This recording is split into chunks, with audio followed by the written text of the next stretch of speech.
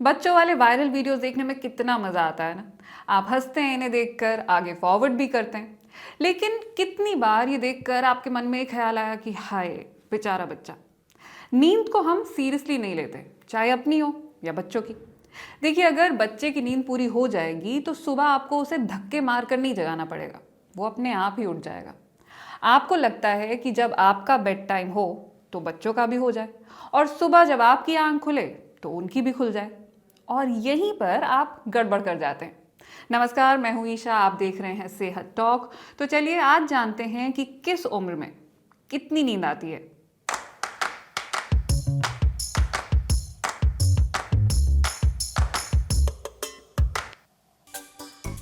Research दिखाती है कि 7 से 9 घंटे की नींद जरूरी है, लेकिन कुछ लोग तो 4 घंटे ही सोते हैं और फिर भी थके हुए नहीं दिखते हैं। इन्हें विज्ञान की भाषा में नेचुरल शॉर्ट स्लीपर कहा जाता है।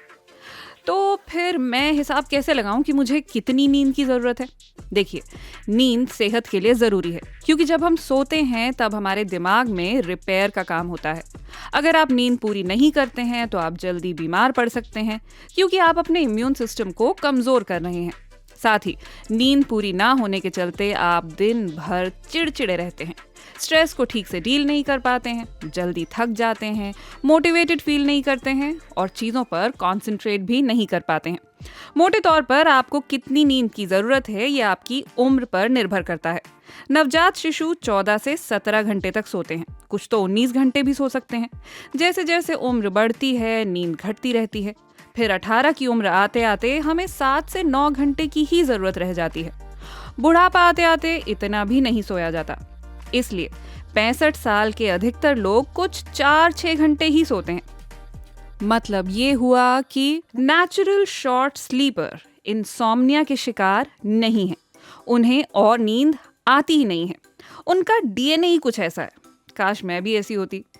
मतलब ये हुआ कि उम्र के साथ साथ आपकी जीन्स भी आपकी नींद को निर्धारित करती हैं। नेचुरल शॉर्ट स्लीपर्स के डीएनए में ऐसी म्यूटेशंस होती हैं जिनसे उन्हें ये सुपर पावर मिल जाती है। कम सोकर भी वो फिट रहते हैं, ना बीमार होते हैं, ना थका हुआ महसूस करते हैं। ऐसा क्यों होता है ये तो साइंटिस्ट अब तक समझ नहीं पाए हैं, और आप खुद को कम सोने के लिए ट्रेन नहीं कर सकते हैं। और ना ही ऐसा कोई टेस्ट होता है जो आप डॉक्टर के पास जाकर करवा लें और रिजल्ट में लिखा हो कि आपको कितने घंटे की ज़रूरत है। तो फिर पता कैसे करें? एक छोटा सा स्लीप वेकेशन कर लें। स्लीप वेकेशन मतलब छुट्टी पर जाइए, अपना स्मार्टफोन, लैपटॉप, आईपैड सब छोड़ दीजिए और मन भर के सोइए। 2 हफ्ते के लिए टेंशन फ्री होकर सोने की कोशिश करें। मुश्किल है, आई नो। इसीलिए छुट्टी के दौरान ये ट्राई करें। रोज रात को सेम टाइम पर सोने जाएं और फिर सुबह बिना अलार्म के जगें। शुरुआत में आप ज़्यादा सोएंगे क्योंकि आपके शरीर को बैकलॉग पूरा करना है। लेकिन 2-3 दिन बाद आपको एक पैटर्न दिखने लगेगा। आपका शरीर एक रूटीन में चला जाएगा, और ये सोने का सबसे अच्छा तरीका है। हर रोज सेम टाइम पर सोएं, सेम टाइम पर जगें, बगैर अलार्म के। इस तरह से आपको ये भी पता चल जाएगा कि जेनेटिकली आपको कितने घंटे की जरूरत है, और आप बीमारियों से दूर भी रह सकेंगे। और ऐसा ही कुछ आप बच्चों के साथ भी ट्राई कर सकते हैं। लेकिन शॉर्ट स्लीपर आप यूजुअली 18 के बाद जाकर बनते हैं। उससे पहले तक आपका स्लीपिंग पैटर्न कुछ ऐसा होता है। पहले 3 महीने शिशु को 14 से 17 घंटे की नींद की जरूरत होती है। फिर 1 साल की उम्र तक वो 12 से 16 घंटे सोते हैं। 2 साल की उम्र तक 11 से 14, 5 तक 10 से 13, 12 की उम्र तक 9 से 12 घंटे, और इसके बाद 8 से 10 घंटे की नींद की जरूरत पड़ती है। इस चार्ट में आपको जो मिनिमम आवर्स दिख रहे हैं, अगर बच्चा उससे कम सोता है तो उसकी डेवलपमेंट ठीक से नहीं हो पाती है। होता यह है कि नींद में हमारे दिमाग की सफाई होती है, और अगर हम नींद पूरी नहीं करेंगे तो दिमाग ठीक से काम नहीं कर पाएगा। इसलिए बच्चे चिड़चिड़े हो जाते हैं, पढ़ाई में ध्यान नहीं लगा पाते हैं, उन्हें मीठा खाने की तलब होती है। तो अगर आपको बच्चों को डिसिप्लिन करना है तो शुरुआत कीजिए नींद से। अब आप कहेंगे कि हम तो बच्चों को टाइम पर बेड में ले जाते हैं, लेकिन वो सोते ही नहीं है। अगर बिस्तर में जाने से पहले बच्चा कुछ ऐसा खाएगा जिसमें शुगर कंटेंट ज़्यादा है तो वो सो नहीं पाएगा, क्योंकि शुगर ब्रेन को अलर्ट करती है। सोने के लिए हमें ब्रेन को काम डाउन करना होता है। तो आइए अब जानते हैं कि ऐसा क्या खाएं कि नींद अच्छी आए। रिसर्च में ये 3 चीजें नींद के लिए फायदेमंद साबित हुई हैं। सबसे पहली है चेरीज, खासकर खट्टी वाली। एक स्टडी में देखा गया कि दिन में 2 बार चेरी खाने या फिर चेरी जूस पीने वाले लोग बेहतर नींद ले पाए। चेरीज में मेलाटोनिन होता है।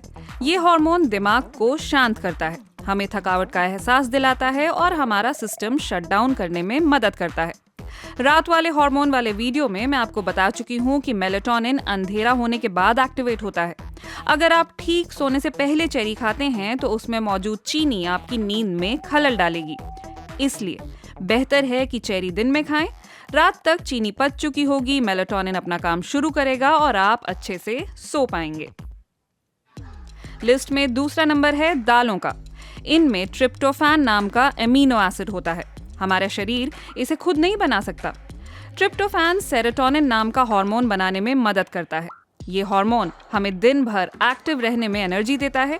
अंधेरा होने के बाद सेरोटोनिन मेलाटोनिन में तब्दील हो जाता है, लेकिन ये केमिकल प्रोसेस तभी मुमकिन है जब शरीर में विटामिन बी और फॉलिक एसिड सही मात्रा में मौजूद हों। दालें हमें ये दोनों अहम चीजें भी देती हैं। इसके अलावा दालों में कॉम्प्लेक्स कार्बोहाइड्रेट्स भी होते हैं। इनसे शुगर लेवल धीरे धीरे बढ़ता है, पेट लंबे वक्त तक भरा रहता है और आप अच्छे से सो पाते हैं। और फिर नंबर आता है केले का। इनमें भी ट्रिप्टोफैन और सेरोटोनिन होते हैं। इनके अलावा केलों में मैग्नीशियम और पोटेशियम भी होता है।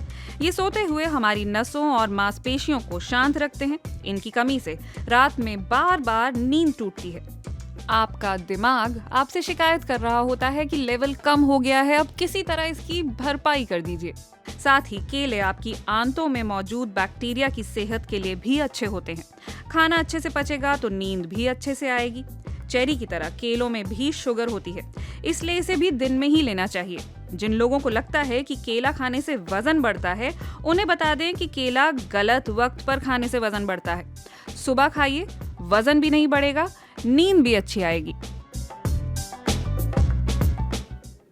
यानी रिसर्च ने बड़ों की बात सही प्रूव कर दी। सुबह ब्रेकफास्ट में केला खाओ, शाम तक वो पच जाएगा, अच्छी नींद आएगी। रात को डिनर में दाल खाओ, लेकिन ऑफ कोर्स एसिडिटी की प्रॉब्लम है तो अवॉइड कीजिए। खासकर साबुत दाल रात को अवॉइड कीजिए, वो पचने में थोड़ी मुश्किल होती है। हाँ, धुली दालें ज़्यादा आसानी से पच जाती हैं। तो अच्छा खाइए, अच्छा सोइए। आपने अगर वीडियो यहाँ तक देख लिया है तो व्हाट्सएप पर इसे आगे भी बढ़ा दीजिए, किसी और का भी फ़ायदा हो जाएगा। और आने वाले दिनों में आप और किस किस बारे में जानना चाहेंगे, कमेंट करके प्लीज़ मुझे बताइएगा। मैं मिलूंगी आपसे अगले एपिसोड में। नमस्कार।